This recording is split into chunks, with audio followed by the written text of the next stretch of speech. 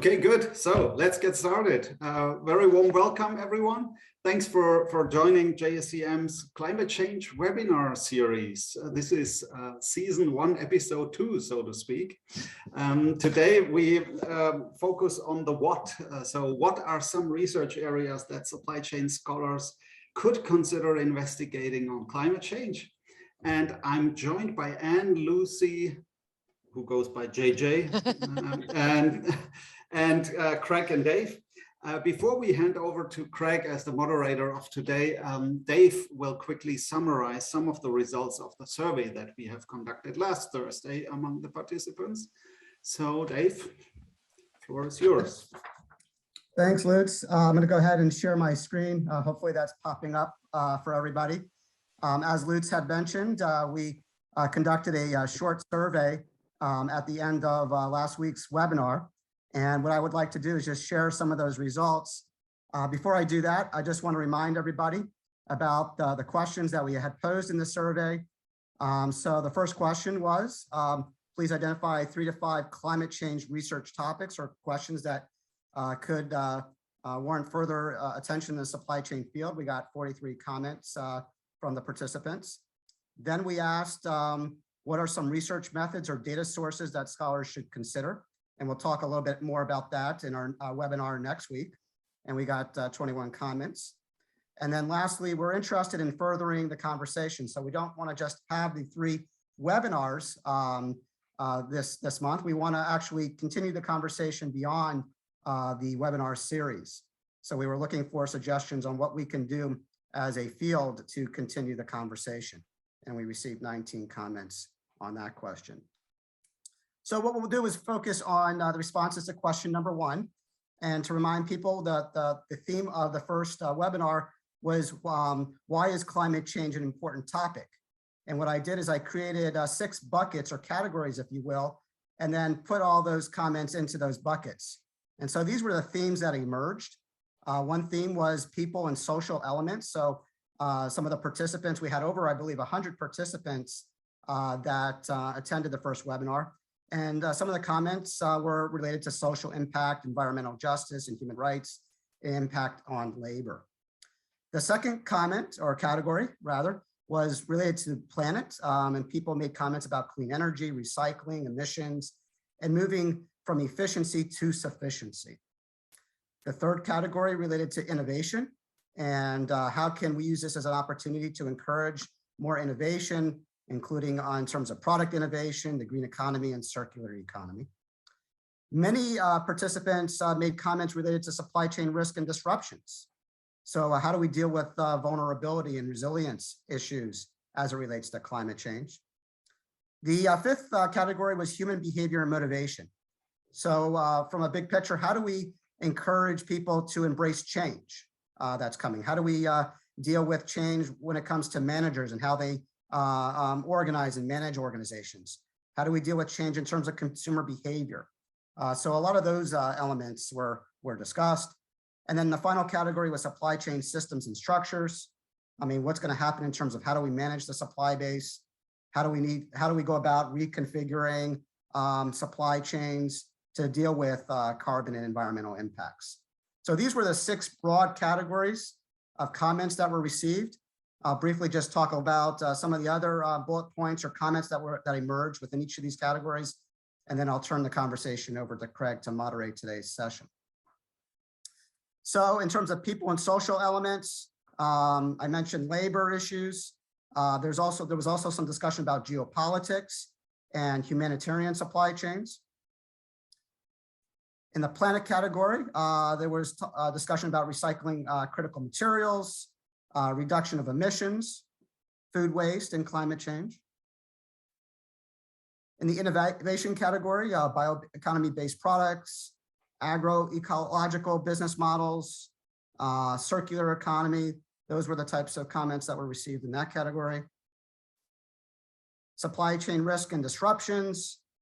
We had, of course, discussion about resilience, vulnerability, natural disasters, and impacts of flooding and how that will impact the supply chain. Again, human behavior and motivation. There was discussion about consumer behavior, vertical collaboration, and horizontal collaboration within supply chains, issues dealing with board level commitment to climate change. So it starts from the top part of the organization. How do we deal with those stakeholders? How do we investigate research questions related to that? And then the last category was supply chain systems and structures, dealing with supply management, logistics routing problems, designing lower and hence slower and hence lower carbon systems. So dealing with supply chain structure issues was clearly important to the participants last week. So again, these were the 6 broad categories and examples of comments that were provided. What I'd like to do now is switch it over to Craig, who will talk about some of these research areas. And then I'd just like to remind today's participants that we're going to have our final webinar next week, and that discussion will focus on research methods. Those are very interesting results, Dave. Thank you for sharing. As background, for those of you who did not attend last week's seminar or webinar, we talked about the why. It was, for me, a very interesting seminar. We had someone from the hard sciences who talked about exactly that, the hard science behind why we need to engage in managing, mitigating climate change, and then the rationale for why supply chain management should be part of that solution. This week, we're going to talk about the what. And we've invited both Anne and Lucy to use their 2020 JSCM article, Reimagining Supply Chain Challenges Through Critical Engaged Research, as the presenters for this week. I'm going to hand it over in just a moment to Anne and Lucy. And as I'm doing that, I'll monitor the chat function. So they'll be presenting, and then afterwards, that's the, we'll have some Q&A after the presentation. So I'll manage those questions through the chat function. With that said, Anne, Lucy, I'll turn this over to you. Thank you so much, Craig. Lovely introduction. I'm going to share the screen and share the slides. So just one quick word before anything. We did try and build on the lovely webinar of last week to try and kind of continue the conversation, because we see this very much as a conversation, but we also kind of built our presentation so that it could stand alone if people in the audience didn't attend. So yeah, there's a bit of both in there. And sorry, hold on, hopefully this works. You're able to see? Yeah. Okay. Yeah, all good. Excellent. I'm not sure why it's just my name on there. It should be you as well. Oh, here we go. There's an effect. It's the reflection of your joining later. Yeah, so the first slide. So this is how we decided to name our presentation. So, you know, building on, again, the talks of last week, particularly, I think a little nod to Andreas here. You know, our home is on fire. So what can we do as SCM scholars about that? And that's really what we would want to try and talk about in the next 30 minutes. Just a quick thing about the picture. So it's not a quick thing, it's a story. Lucy and I, if you get to know us, we like stories and we think they engage people. And I don't think we do it well enough necessarily in SCM sometimes. So let me tell you a story. So the pictures on the slide, some of you may know what they are, big sequoia trees in North America. And the reason we chose them is because there was an interview not so long ago on the radio of a conservationist specializing in sequoia trees.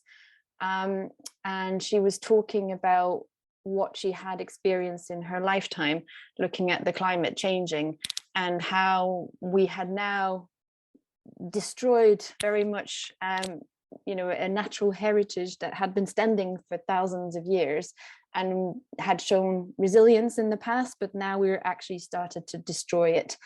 We've reached a point of no return for these trees, and she was very, very emotional, and it just felt, you know, that this was something that we could put in there, because she also used her emotions to talk about how she felt there was perhaps no hope, but also to say that her emotions fueled her passion to do more. And I think we very much believe that as well with Lucy. So this is the quick intro to the slides. Let me just see if I can navigate. An agenda, we kept it simple, 3 points. The first part, we'll discuss our positionality. We'll tell you more in a minute what we mean by that. In the second part, we'll talk about the what. So that's what we're supposed to be talking about today. What? So what do we need to focus on as SEM scholars? Obviously, this is not a recipe. This is our perspective on what we think we can, take on, and what we think we should place attention on. And then the third bit, and I think that partly addresses some of the points that were covered in the brief presentation by Lutz in the survey about the last bit of the survey, how can our field generally support these new research directions? And hopefully that will lead us to a nice conversation with the audience as well. All right, so I'll leave the floor to Lucy. Oh, and we're doing a double act, by the way. We tend to do that. So Lucy. Thanks very much, Anne, and lovely introduction. It's great to be here. So I think just to talk briefly about, I think something that has become more and more important the longer our research careers go on is around making our assumptions transparent. We all have them. They underpin everything we do, every decision that we make. And more as we write, we try to communicate to people where we're coming from as researchers. So even as Anne said, this is about what we think is important, what questions we would like to see answered. It doesn't mean that everybody here is going to share those perspectives, opinions, or values, but at least we could start a conversation on it. So we think a lot about, and have had numerous conversations on what our values are. It's an interesting question to ask yourself and quite hard to pin down in the end. A lot of consideration as to our privilege. Even having the choice of doing a PhD puts you in an incredibly privileged category. And I think, I feel, and Anne feels a certain sense of responsibility to use that privilege as well as we possibly can. When she spoke about our feelings, our emotions, what happens when you read a piece of research that touches you or listen to a podcast that makes you think about what we're doing. That all of this shapes what we do and where we're coming from. And that I suppose we're arguing that this should be acknowledged a little bit more. And that this does inform the way we do research. And I will say Anne definitely got there before I did on the working with people rather than maybe on them.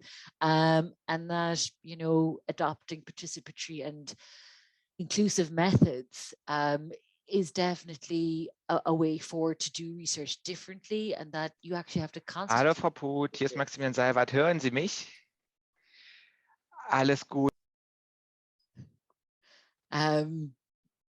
Okay.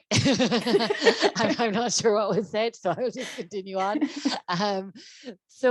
And again, maybe this person feels legitimate to talk here, but that what do we feel legitimate to talk about, and how this has shifted from only even 5 years ago, considering doing, research in Madagascar on supply chains, to now looking at apples and dairy in the UK.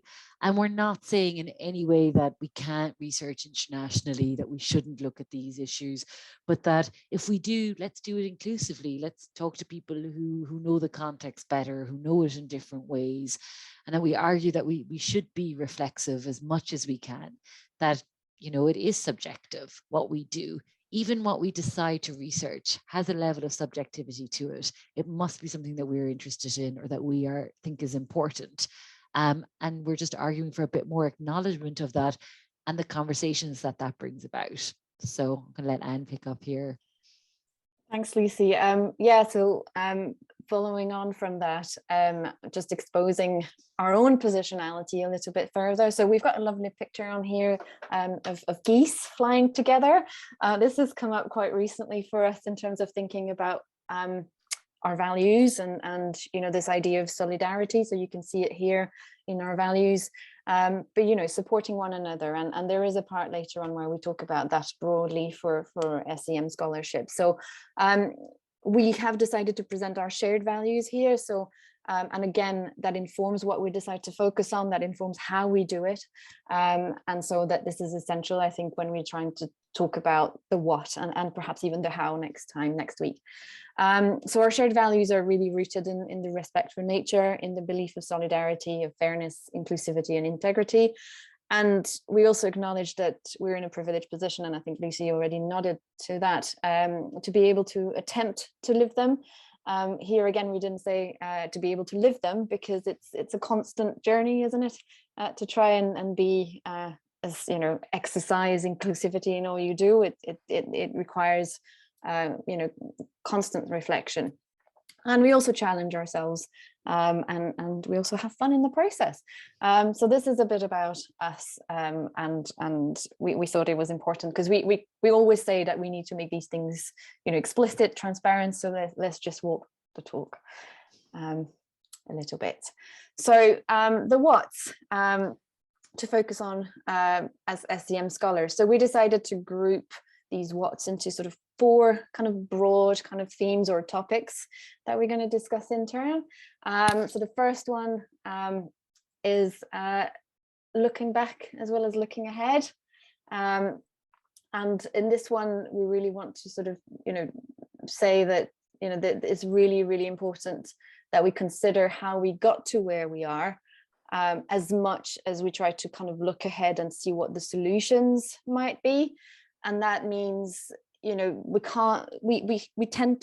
a tendency, and it's not just SEM scholarship, I think it's general kind of tendency to sort of look at the now and say, oh, what may be a fix for that, and let's just move ahead and be hopeful. I think if we can constantly fail to look at, the history and the journey that we've gone through, we will fail to acknowledge, what may be the root causes of the problems and why we're still failing to address these big questions. And so, we will ask the questions, what assumptions, perhaps flawed assumptions, things aren't working, we haven't solved the climate crisis. So what flawed assumptions are we currently working from? And I think the second. I thought you were doing the second one, Anne. Sorry.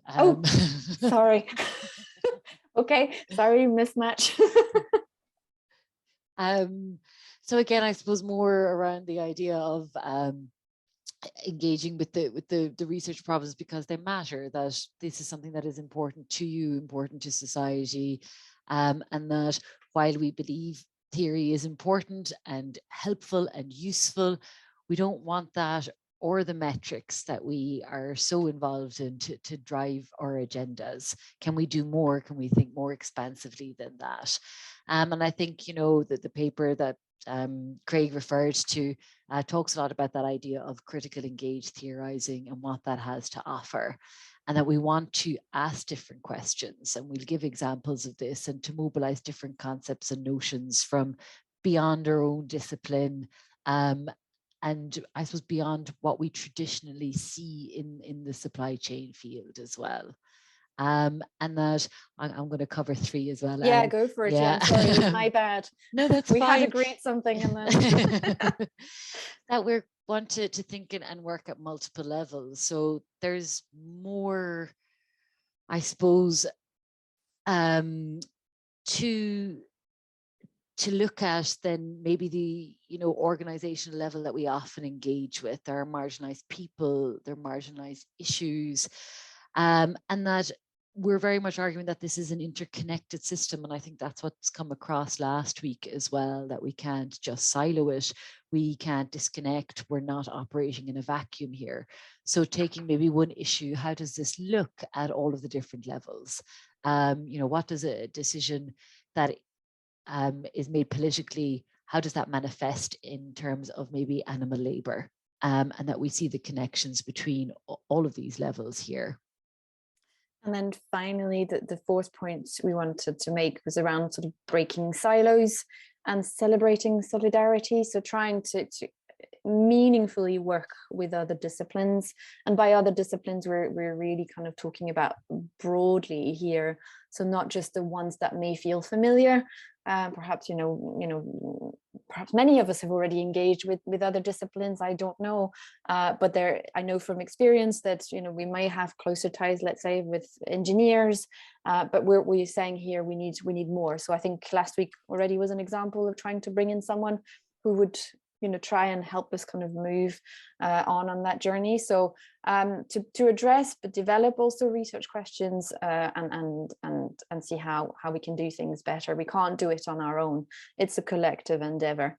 And so I think the celebrate solidarity as well is this idea that again, this sense of collective means we perhaps need to break away from the sort of competitive individualism that seems to characterize much of business school research. And again, there might be other research that is characterized by that. We're again speaking from the context that we know.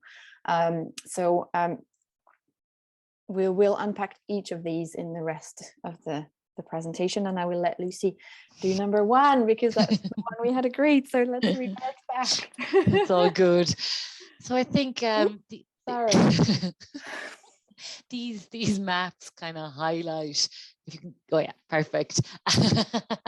Don't know what's going on here, sorry. Yeah, I suppose the real idea that we need to acknowledge and work within the kind of structural legacies that do exist, that there are barriers there, and that we need to zoom out, both from a point of, you know, location, organization, but also from a timeline point of view as well, that this isn't a snapshot, that in order to look at the interconnected parts, we have to acknowledge that the decisions we made in our production and consumption networks impact other parts of the globe more or less, depending on where we're located and what we're doing. So if we want to design, you know, good research for the future, we really have to acknowledge that there is a legacy, particularly of colonialism, and that this has got a real underpinning for our research, and it has shaped how these supply chains operate, how they're designed, and how they work in today's world. And so if we don't understand that, I don't know how we can hope to change what exists right now. So it's a tall order. We're saying we have to, you know, consider the past in designing research for the future. And this one, I think, gives a really nice kind of further contextualization of time. And Anne was saying within the conversation on this that people had argued back and said, well, what about China? You know, why aren't you blaming them more? And that if we look at the actual figures, you know, it's only 7 years that they're overshooting in comparison to, you know, the more global North nations who have been doing this for such a long time.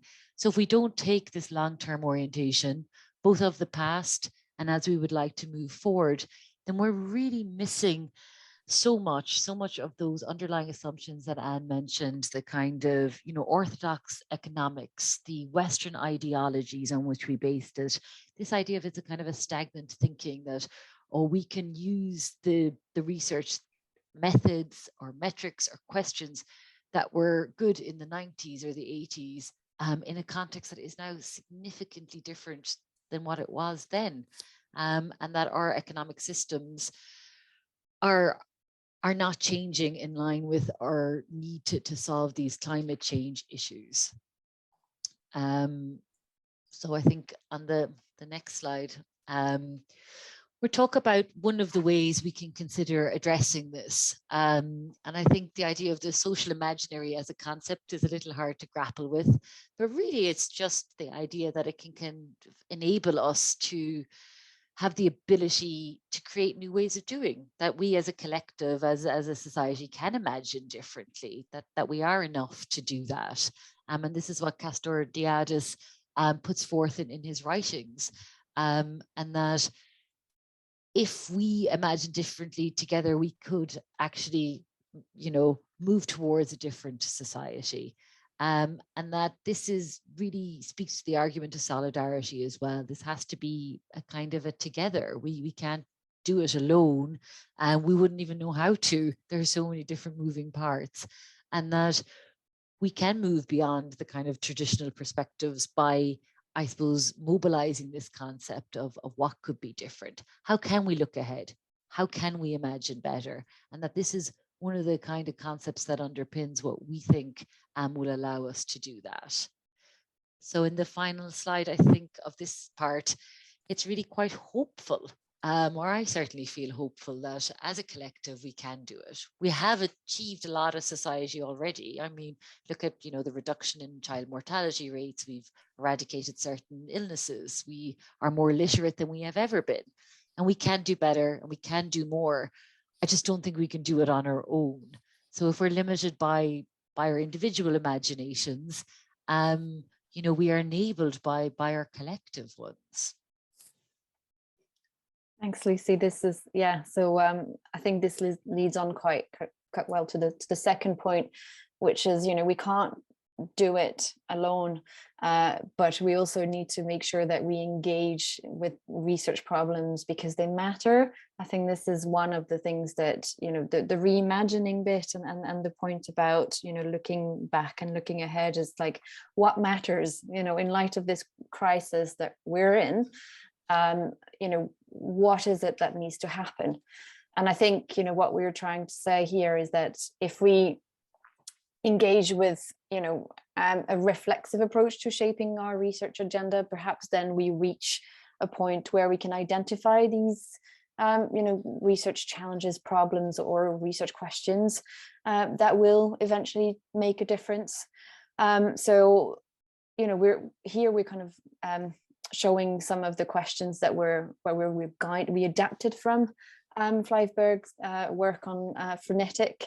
And the first one that we would pose and encourage everyone to sort of reflect on is how is our research helping us to address climate change?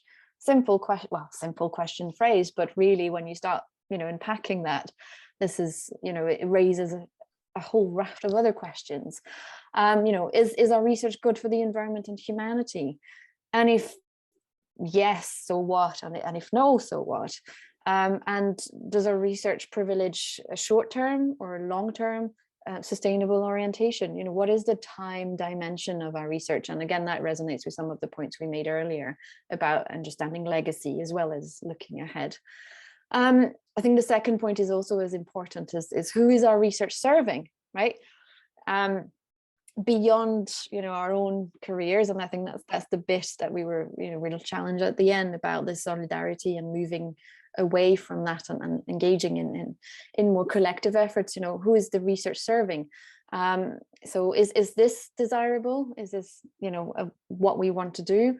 What is the context of our research? Again, when I shared the story early on about why there were sequoia trees on the first slide, this is about trying to contextualize what we're saying here. We're sharing our positionality is again trying to contextualize things, and we feel this is really important. What is the context of our work? And then recognizing the context then leads to asking who's included and who is excluded from our work, right? And what are the implications of that, particularly in terms of who gains and who loses from our work, and by which mechanisms of power. So in understanding what our roles as researchers in this journey, what power do we have? What power do we exert? What is our responsibility in terms of trying to challenge existing structural inequalities or power divisions? And finally, how do we judge the desirability of our research contributions? So that's another fundamental aspect to this, because obviously once you've unpacked all of this, then again so what? So what, if anything, should we do about the problem? Can we do anything? I mean, this is obviously a critical question, because it will also say, well, perhaps I can't do it on my own, but I will be able to do it by working with the right people. And what course of action should be proposed? And that, again, talks to who's included and excluded, and how, what are our legal, moral, ethical obligations in that space?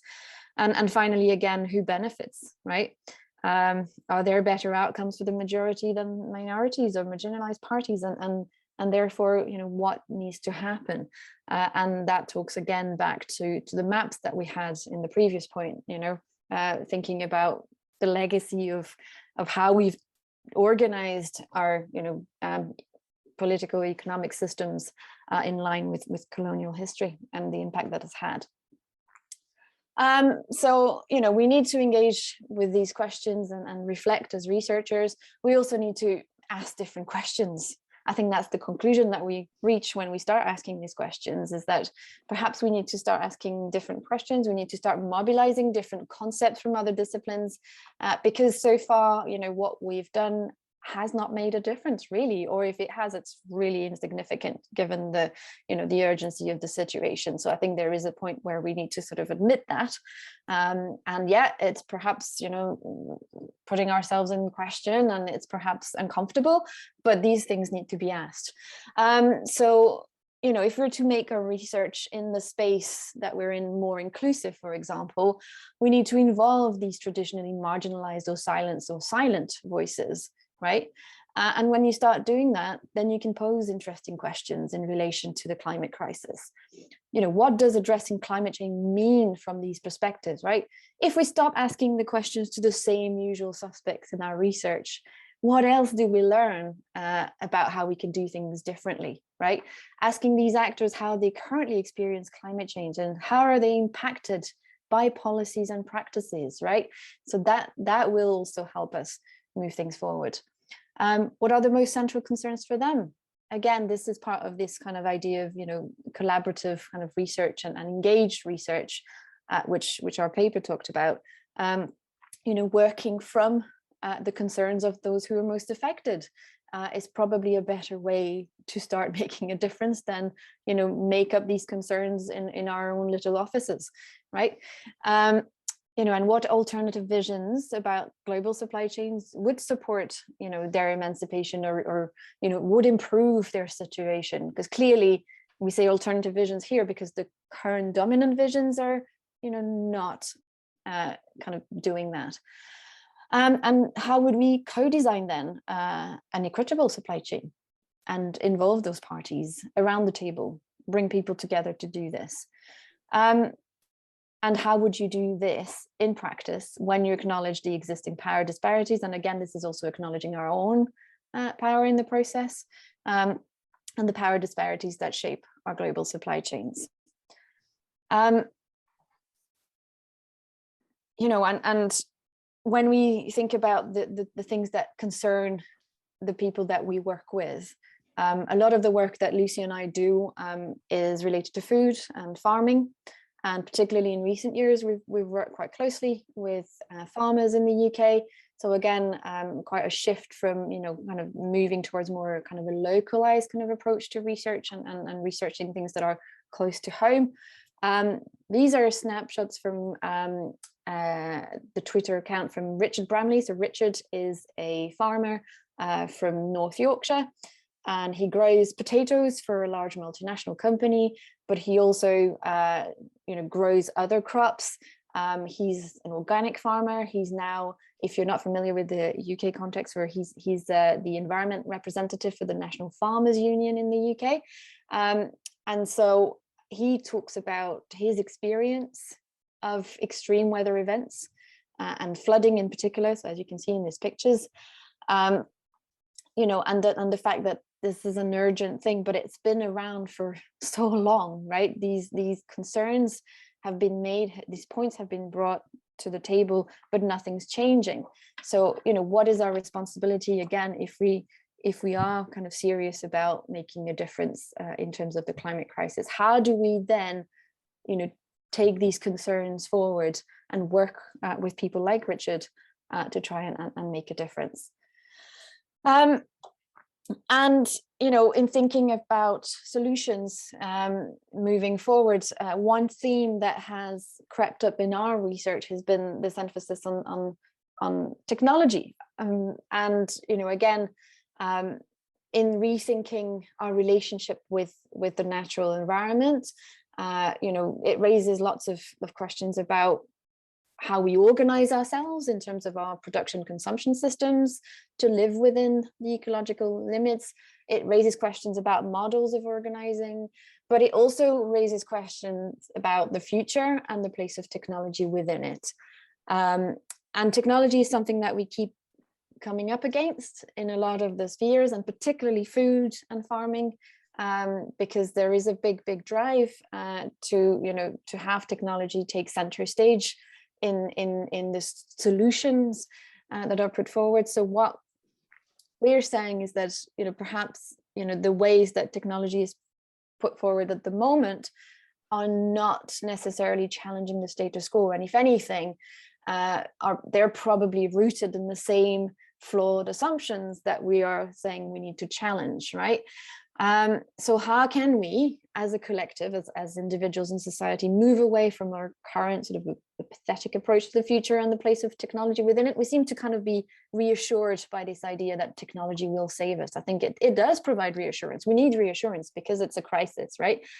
But then that, that sense of comfort, it creates a lot of room for, further exploitation and for a further deepening of the issues that we currently face from an equity point of view. So what we're arguing is that some of the questions and the concept that we can mobilize are, trying to foster a renewed understanding of technology. We don't think technology is a bad thing, but it's like how we understand it. Okay, so how do we understand technology? What is the role of technology in addressing the climate crisis? What could it be? And here we go back to writings around the root of the word technology as techne, which is really around this meaning of techne being the art and craft and the way of doing and making good things, right? Versus a very sort of, instrumentalistic kind of tool orientated understanding of technology. So, if we reconnect with technology as techne, what then does that tell us about how we could leverage it in a way that's different to what it is now? And here we're giving an example of fantastic work by Pansera and Frisoli. They're working on the idea of technological change within a degrowth paradigm, and they talk about convivial technology. So something that we don't usually put together, conviviality, right? Coming together as humans and technology. And they think, you could imagine technology as exhibiting different dimensions. So it could be based on relatedness, on accessibility, on adaptability, on biointeraction. So, building that relationship with the natural environment within it, and appropriateness, right? Fit for purpose. Okay. And you will notice on the left-hand side that we've got a lovely picture of a robo bees. Is that what they're called, Lucy? Robotic bees, because that's what we've come to, right? Now that we have, damaged the natural environment so much that we're seeing bees that are fundamental to, everything we do, to our own survival, that we're seeing them die. Our solution is to create them as robots, right? So we are reinventing the nature that we've destroyed. Is this really what we want? And it raises loads of questions. Who will then, exploit these technologies? Who will have the right? How will this impact, the different actors in the supply chain? These are, really important questions. And finally, in terms of reframing our research around other notions, we also think, we can build on feminist notions of justice, of effect, and we talked about emotions a lot already, care, lived experiences and compassion. And that will really force us to consider more than the organizations, which we tend to kind of really focus on in SCM scholarship, but consider the human and the non-human aspects of supply chains, right? And when we say non-human, that includes, animals as well as ecological environments and ecosystems. And then, so if we take these notions forward, what would equitable and caring supply chains look like? We can ask loads of interesting questions from different starting points. So here we are. Okay, so I'm conscious that we're probably at the half-hour mark, so I will make this kind of snappy, but that was wonderful. I think it's just important to acknowledge that there are these macro level concerns that absolutely shape the context of our supply chains and should and do impact our actions within them. And even just kind of picking up on the bees, if we take even the three considerations on the left-hand side. So, the UK has decided that they will reintroduce pesticides that are known to kill off the bee population. So a technological solution is, that we will have these robotic bees, so we don't need to worry about it. But in terms of the natural ecosystem, well, what eats the bees? What do the bees eat? How does this impact? You're removing and decontextualizing just one part of the problem to consider, oh, well, we need more food products, but that's only a really short-term orientation towards it. So these supply chains are completely interconnected.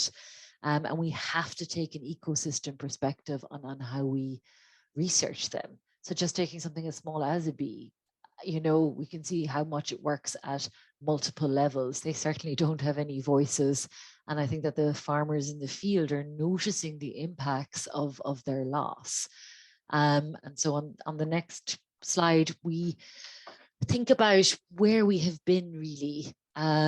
So often I think the supply chain field, and ourselves included, have privileged the kind of individual organization point of view. We didn't draw this map on the right to scale, but it is interesting that the more than human seems to be at the smallest level.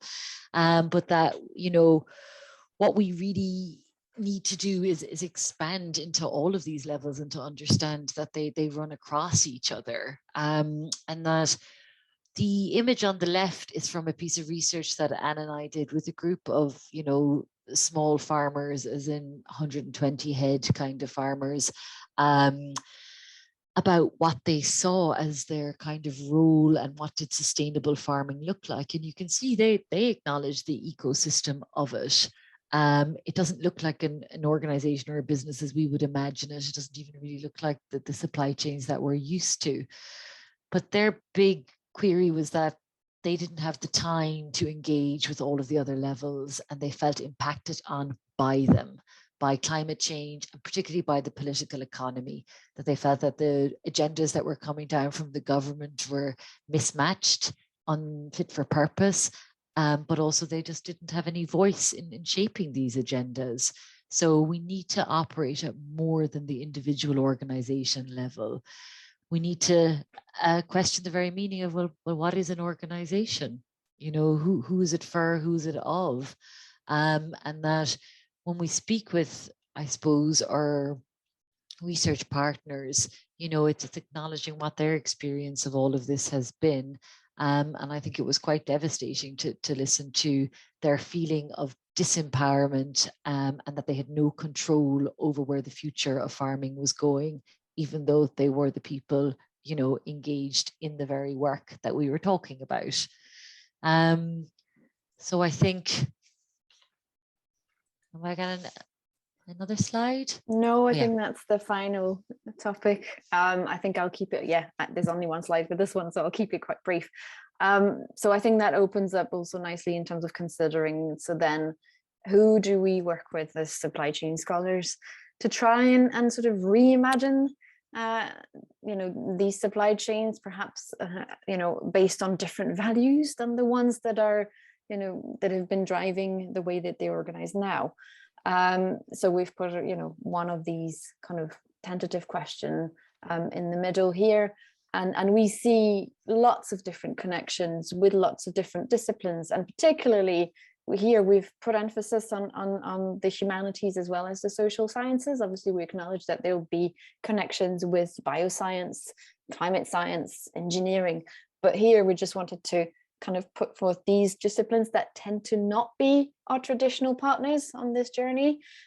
So as you can see, we could envisage having partnership with, working with colleagues from history, for example. If we are to really take that kind of point about legacy seriously, what do we learn from the past? What can historical perspective give us? We could learn from our colleagues in the media and visual studies around how we communicate stories better in supply chain management, right? And the stories of alternative ways of organizing our supply chains. We could work with colleagues in geography and reconnect to these ideas of spaces and places, right? And value these sociocultural connections with the natural environment. And these are just some examples that we've kind of put here. And within even business management, I think, we seem to be an ecosystem of the social sciences within business schools. So we have colleagues who work on problems that are relevant to us. And I think, bringing them in would be also really, productive for us in moving forward and breaking the silos. So yeah, our final kind of slide on here is, how can our field support these new research directions? What is it that needs to happen? And when Lucy and I were chatting about this, we saw a paradox that sort of emerged. We see the emergency of the situation, but paradoxically, time is our biggest barrier. And when we say time here, we say time to engage meaningfully, to build relationships across the disciplines, as we said just now, time to engage meaningfully, to share knowledge and engage as in work with other audiences outside of the academy, because it takes time to engage meaningfully with the challenges so that we are part of the change, to reflect, learn and support one another, so exercise that solidarity, time to change the system, and here we mean the academic system, and the metrics, because, you know, again, if you're going to focus on research that matters rather than, you know, choose to focus on research because it might get published, that's perhaps a bit of a challenge. Arguably, good research will get published, right? But again, that's perhaps an argument that needs to be seen more explicitly or valued within our institutions. And it takes time to engage meaningfully in this conversation right here, right now. So we will finish on this point. Lucy, do you want to add anything on this? No, I think you did great. I think that was just great. And we'd love to know what you think, to be honest, and what can we do? You know, there's 70 odd of us in the room now. Is there something we can start to do to create this change, to support each other a bit more? Lucy, Anne, thank you so much for your presentation. Great job of talking about the how and also bringing it back to the why, which was the first presentation. So it'll be a really nice segue as we move to our third presentation. We do have a few questions. Some reading glasses here. Here is a question to Anne. Making a contribution to theory has always been at the heart of JSCM. Can you please, elaborate on theories that can be used for future SCM research on climate change, maybe more specific than RBB, TCE, the usual grand theories, and B, which theories from related research fields can inform future SCM research on climate change? Right, okay. It's specifically for me, but I would totally invite Lucy to chip in. I'm not sure what slide motivated that. No, it's fine. I think this is a very, very interesting question. And I think I will probably find myself saying that, you know, there are so many different understanding of, like, we could already talk about how, you know, theory is understood and what we understand in our fields. I mean, if you read the paper that, you know, kind of prompted this invitation, you know, you can see that we are kind of challenging this idea of importing theories, and we're talking about theorizing as a process and how we can do it with, you know, research participants. You know, in terms of what we mean by theory, I think it's a very interesting conversation in the sense that, you know, there are lots of other fields, again, in talking about disciplines that have, you know, what we would say very, you know, strong theoretical groundings, but that we don't have readily available, you know, theoretical lenses that we can simply borrow into our field. So, for example, if we're talking about the imaginary, or this notion of the imaginary that was in our slides, you know, this is something that's borrowed from philosophy, you know, and that's, you know, that's a concept that we've been kind of playing with, reading around, and, you know, conceptually, there's something really valuable in it. And we could imagine that it could form the basis of theorizing within the supply chain field. Again, if we're looking to sort of try and engage in theorizing, maybe then, you know, using frameworks that are challenging our thinking in terms of ecocentrism, for instance. You know, we talk a lot about the planetary boundaries. We talk a lot about planetary health, for example. These are concepts that are, you know, even theoretical frameworks in their own disciplines. How can we make, you know, use of them to support our theorizing efforts? You know, could we imagine theorizing about a supply chain within the boundaries? I don't know, what is, you know, what is that? A theory of ecologically harmonious supply chains. So I'm not sure I'm kind of directly kind of providing answers. I'm probably raising more questions than anything, but yeah, that would be my answer. So I don't know if Lucy wants to add anything. I think, you know, I fully support what you're saying, and these conversations have been ongoing between Anne and I've been working on a paper with Melly Pullman as well. I don't know if she's here or not, but we were thinking the same of, well, what other theories can we use in order to look at this differently? And we started to use the ecologically dominant logic as a framework. We started to use the socio-technical systems theory, and it sheds new light on existing problems and prompts more new questions, I think, though, than answers at the moment. And I guess we're constantly kind of agenda setting here, and it would be nice for us to move on as a field to apply some of these theories from different disciplines and see what new answers they can offer as well. And Lucy, thank you. And then I think we have time, Lucy, maybe for one more question, or are we okay? Okay. Planetary boundaries and the donut model perhaps have the potential to guide impactful research and enable links with other disciplines. It was posed as a question, so I don't know if you want to perhaps expand upon that. We agree. If I had to, you know, I think that the planetary boundaries as well, there's just been an update that we've transgressed. Is it the 6th one now? So I think like it's becoming more and more pertinent that we consider this in everything that we do. And that if we're, you know, proposing changes or more efficient ways of doing, well, what's the knock-on effect? As Anne was saying, how does that actually manifest itself within those boundaries? So I think they're both great frameworks. We've been saying for the last 3 years that we must read donut economics, so I can't speak to that too much. I have a broad understanding of what it is, but I'd love to see it applied more in our field. Yeah, completely agree with that. Very good. Well, I know I'm kind of getting the hook to begin to close our session. I again want to thank you, Anne and Lucy, for a wonderful presentation. I'm going to turn this back over to Lutz with any concluding thoughts. Well, thank you also from my side, and I can only invite everyone for next week's session when Mark and Lee will come on and talk more about the how to address that important topic. So thank you for your attention, and see you hopefully next week for season 1, episode 3.